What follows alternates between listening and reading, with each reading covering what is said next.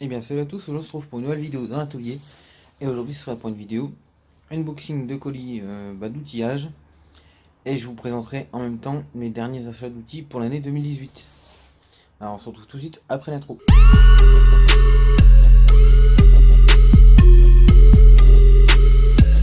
Donc voilà, on va commencer tout de suite par l'unboxing. Donc je sais plus combien il y a exactement d'outils là-dedans. Enfin il n'y a pas que des outils, il y a des accessoires, etc. Alors, on va commencer par les plus petits trucs, on finira par les plus gros trucs. Donc premier objet qu'on a dans ce colis. Donc c'est tout simple une bâche de protection pour quand je bricole sur les voitures. Un fait 1,8 sur 2,4 mètres. Je mets ça de côté. Donc ensuite on va continuer dans les petits trucs. Donc là on a un set de 6 limes de précision. Donc pour signaler des pièces, etc. Donc comme moi j'en avais pas. Et vu le prix que j'ai payé, ben, je me suis dit ça vaut le coup quoi. Puis bon, si c'est de la merde, eh ben tant pis. Donc ça c'est.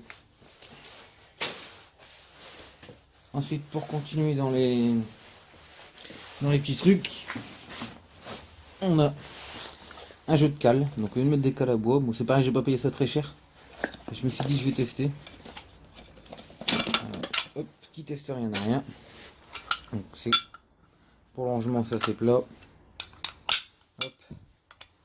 On va mettre caler nos roues avec. Donc je me suis dit pourquoi pas tester, on verra bien ce que ça donne. Donc ensuite un truc que je voulais absolument pour pouvoir faire le moteur du projet et un autre moteur que j'ai à remonter. Donc c'est des grattoirs en nylon, si je dis pas de bêtises. Ils le disent pas. Ah, donc c'est des grattoirs avec un plastique assez mou qui n'attaque pas la ferraille, donc là, surtout l'aluminium. Donc bon, ça servira notamment pour les moteurs et pour autre chose par la suite, pour les voitures, etc. Donc c'est pareil, je sais plus exactement combien j'ai payé, mais de toute façon je mettrai tous les prix en bas à gauche en même temps.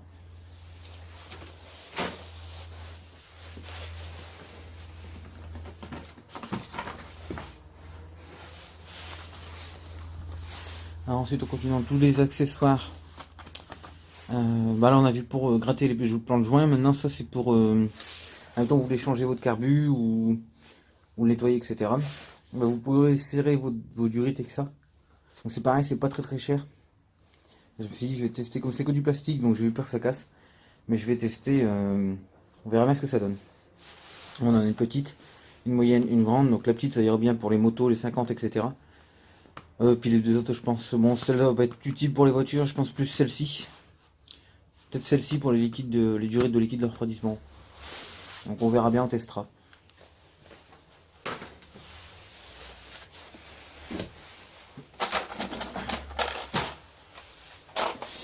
Donc ensuite on continue dans la précision. J'ai pris un lot de tournevis de précision. Donc on a du... Après je vous dis pas de bêtises. On a du BTR, on a du plaque cruciforme. Des genres de mini clés plates. Et ensuite on a l'air d'avoir des... Comme des clés à pic, celle-ci. Hop, celle-là on dirait que c'est ça. Donc on verra bien, pareil, bon je testerai quand j'en aurai besoin. Donc là vous pouvez commencer à avoir déjà des gros trucs. Mais on va toujours continuer avec les petits trucs. Alors donc là j'ai acheté ça parce qu'à chaque fois j'étais emmerdé pour enlever les clips de garde-boue. À chaque fois ils cassaient au tournevis. Donc c'est pareil, j'ai pas payé ça non plus une fortune. Et je me suis dit je vais tester si ça me permet de les garder et pas les casser à chaque fois et de les changer. Ça serait bien. Donc on verra bien ce que ça donne, si c'est efficace ou pas.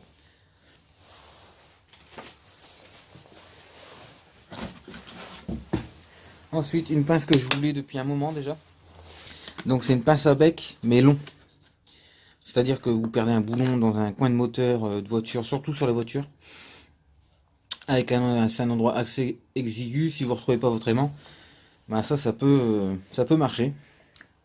Donc c'est pareil, c'est des trucs que j'ai dû payer moins de 10 € je pense.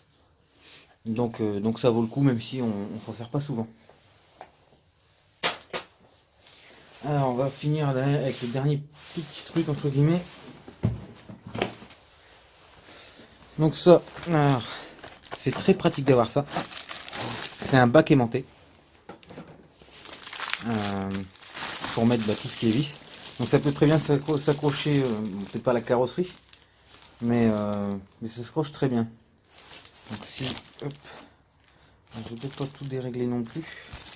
Je vous montrerai après. Bon, on va commencer par les trucs moyens, on va dire.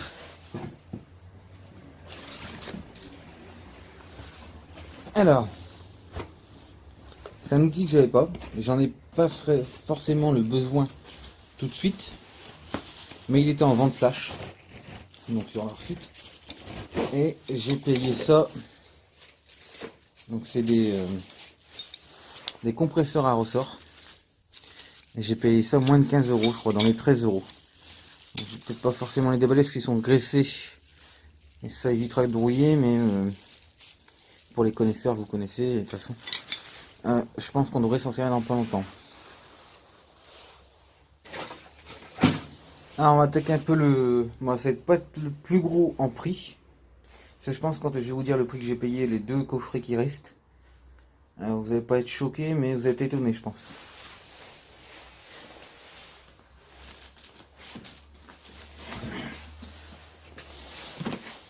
Donc là, on a un coffret de 12 tournevis de force. On en a 6 places, 6 cruciformes. Je vais vous ouvrir la boîte. Donc dans un coffret. Donc pratique pour ranger. Ça, c'est pas des tournevis qu'on va se servir tous les jours. Mais qu'on peut voir, ils sont d'assez bonne qualité. Alors, surtout les longs, je pense qu'ils vont être, on s'en sert plus des longs. Les autres, j'en vois pas trop l'utilité en forçant, mais je pense que ça va être les longs le plus. De toute façon, après on verra bien l'utilisation. Je m'en suis déjà servi comme tournevis normal, ça gêne en rien le bout. Parce qu'il y a un bout ici pour mettre une clé, pour faire justement la force. Ça gêne en rien l'utilisation, une utilisation normale, pardon. Donc on verra bien, c'est pareil à l'utilisation ce que ça donne. Et le dernier gros truc. Et non, j'ai dit une bêtise, c'est pas le dernier. Bon, je pense que j'aurais dû commencer par ça. Mais je parlais tout à l'heure de pince à long bec pour chercher les écrous, les vis dans les moteurs. On a aussi, donc ça fait un genre de stylo, mais c'est aimanté. Donc, en gros, c'est une perche qui est quand même assez longue. Et donc ça va bien aussi pour aller chercher les écrous. Donc ça, j'ai pas dû payer ça moins de 2 € si je dis pas de bêtises. Ça, je vous mettrai les prix. Donc ça, c'est pareil, toujours très utile. J'en avais déjà un qui avait été fourni dans le kit de mèche que j'avais acheté chez à l'époque Bosch. Et je l'ai perdu, je le regrette. Alors je pense que pour les connaisseurs du site, quand on leur montre ceci, je pense qu'ils ont deviné ce que c'était. Ah oui, je vous ai pas, de toute façon je vous l'ai marqué, je vous ai pas dit, le coffret de tournevis il vaut 32 €. Et donc ce coffret là, qui est quand même pour un truc assez spécifique, qui est le freinage, vaut 15 €. Donc coffret assez complet. Pour des mécaniciens amateurs, c'est un kit déjà assez complet. Après, si vous avez des voitures spécifiques, je sais même pas si ça marche pas sur les allemandes. Je sais pas du tout, j'ai pas regardé un peu sur quelle voiture ça marchait. Mais ils ont différents kits pour différentes voitures. Ils ont un kit universel, donc ça c'est ce qui est un kit universel. J'espère que ça marchera sur ma future voiture parce que ce sera une allemande. Je croise les doigts. Mais normalement je vois pas pourquoi ça marcherait pas. Donc voilà un peu pour l'unboxing de ma dernière commande. Donc cette commande là, ça fait déjà... Ah non, il reste un truc. Je vous vois pas, je vais vous le montrer.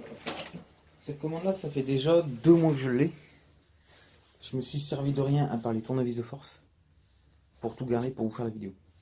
Donc je vais juste ranger ce que je vous ai montré. et je vous montre le dernier truc de la commande. Donc voilà, on se retrouve pour le dernier outil de ce colis là, donc de l'unboxing.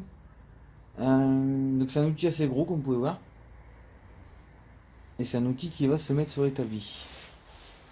Donc je vais le sortir tout de suite du carton.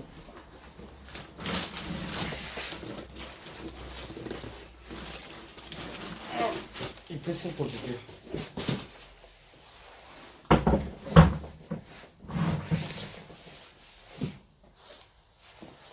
Donc comme vous pouvez le voir, c'est un étau. Je vais juste vous descendre un tout petit peu. Donc oui, donc comme vous pouvez voir, c'est un étau. Donc un étau un petit peu spécifique, puisque comme on va dire entre les trois quarts des étaux, il peut tourner sur sa base. Voilà. Si on le tourne un peu, on peut déviser ici et ensuite tourner son centre. En fait, en gros, on peut interchanger entre l'étau classique et les mâchoires qu'on a en bas. Donc ça, ces mâchoires là, c'est des mâchoires pour tenir les tuyaux en métal, pour quand on veut les couper, etc. Donc c'est pas ce style d'étau que j'ai pris. J'avais pris un étau classique mais qui avait la base tournante mais pas le milieu. Bon, il n'est pas fixé, c'est un peu con ce que je fais. Donc par contre peut-être le graisser un coup, parce que ça fait un moment, ça fait plus de 2 mois qu'il est dans l'atelier à attendre que je vous le présente et que dans une prochaine vidéo qu'on le monte. On va juste le redresser, ça si j'y arrive.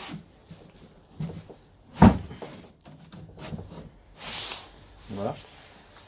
Moi il va rester je pense le 3/4 du temps dans cette position là. Une position d'étau classique, j'ai envie de dire. Donc de base j'avais pas commandé celui-ci, donc oui c'est ce que je vous disais. De base j'avais commandé un étau classique qui était moins cher. Donc oui, donc j'ai commandé un étau classique qui était beaucoup moins cher. L'étau que j'ai commandé valait 75 € et celui-ci en vaut 135. Mais j'ai payé 75. Ils se sont trompés dans apparemment dans leur colis. Ils m'ont envoyé donc celui-ci à la place de l'autre. Moi je dis pas non, hein. Quand on voit le prix de celui-ci et le prix de l'autre. Pardon. Donc c'est pas grave, on aura celui-ci. Il y a 4 points de fixation au niveau de la base. Contrairement à certains, j'en ai vu à 2 ou à 3. Celui que je devais prendre c'était à 3 fixations. Là c'est à 4, donc tant mieux. Donc il sera, on le fixera, on le montrera sur l'établi, je pense, dans un épisode assez, pas non plus dans 40 ans. Donc ça clôture la partie unboxing du colis, enfin des colis, du coup ils étaient en 2 cartons. Sachant que là il y avait le carton blanc, autour du carton blanc il y avait un carton marron de la même, un petit peu plus grand de la même taille, après il y a encore un autre carton dans le carton, enfin c'était... Apparemment j'aime bien les cartons.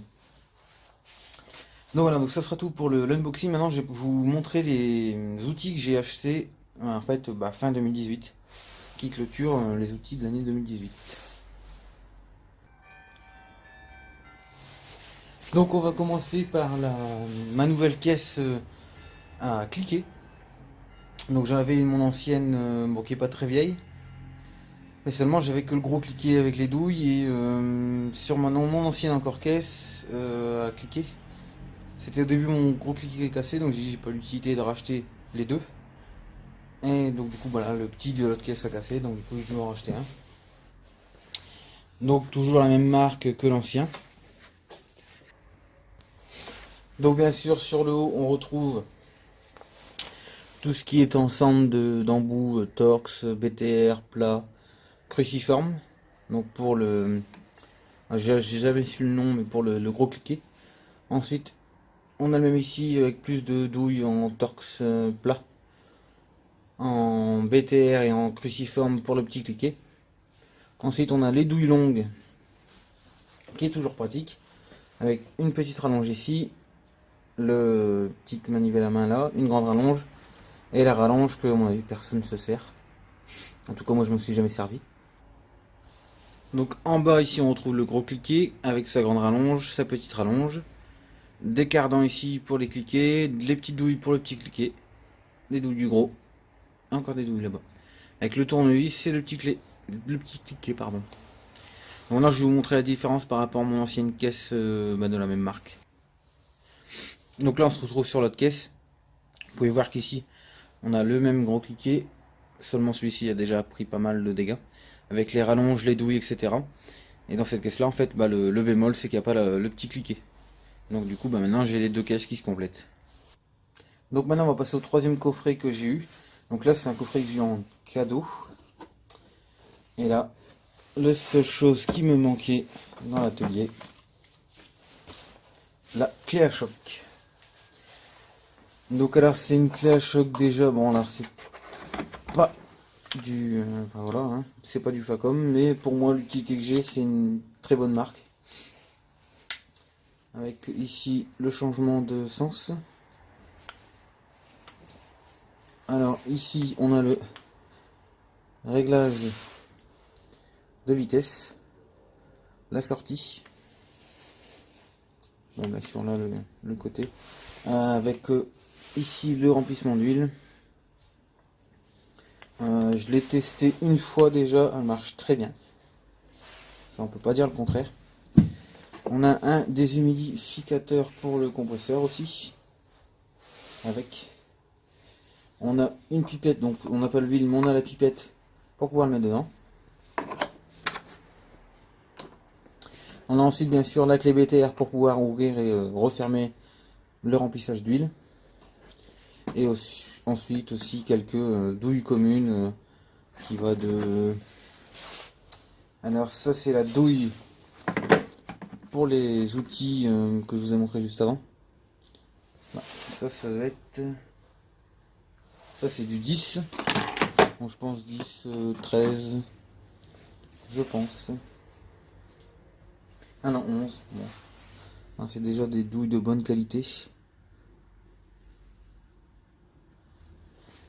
On a quelques douilles, bon même si on n'a pas toutes les douilles, mais on en a la plupart je pense. Pour commencer c'est déjà pas mal. En haut aussi on a la rallonge.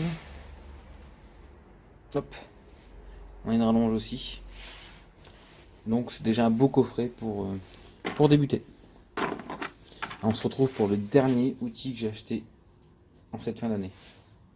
Donc voici le dernier outil. Donc c'est un Cric Roller 3 tonnes 5. Alors je vais pas dire du professionnel carrément, mais du semi-pro. Acheté en magasin pro. Donc de marque Classe. Donc on peut voir quand même que la hauteur est assez haute. La hauteur de levée elle est pas mal. Sachant qu'on peut régler à ce niveau. On va mettre à fond ou au minimum.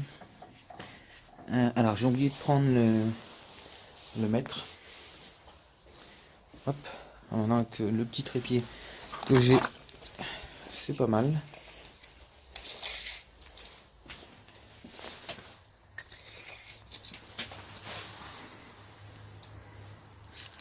Donc là on est à 53. Donc 53 de levée maximale. Alors je bouge un peu trop vite pour le trépied à mon avis. Je vais essayer d'être plus... Donc oui, donc 53 de levée maximale. C'est déjà pas mal, énorme. J'ai levé une voiture avec. On passe, nickel. Au niveau de la hauteur minimum, j'ai testé sur 2-3 voitures. Pour l'instant, j'ai jamais été bloqué par la grande hauteur, même en bas du cric. Pour l'instant, ça a toujours passé. Même sur des voitures assez basses. Bon, je vous reprends pendant le montage. Je me suis aperçu en fait que j'ai un souci avec mon téléphone. J'avais plus de batterie, donc j'ai carrément oublié de finir de tourner la vidéo. Donc en gros, j'étais en train de vous dire que le cric est passé sur toutes les voitures que je m'en suis servi pour l'instant, il est passé. Sauf sur un cas de crevaison, la voiture du coup, comme elle a perdu un peu d'auteur, le cric n'est pas passé, mais bon, pour l'instant c'est un bon cric, je ne regrette pas l'achat. Mais on verra bien par la suite qu'est-ce qu'il donne. J'espère en tout cas que la vidéo vous a plu. N'hésitez pas à liker et à commenter. Et puis ben, moi je vous dis à la prochaine pour d'autres vidéos. N'hésitez pas.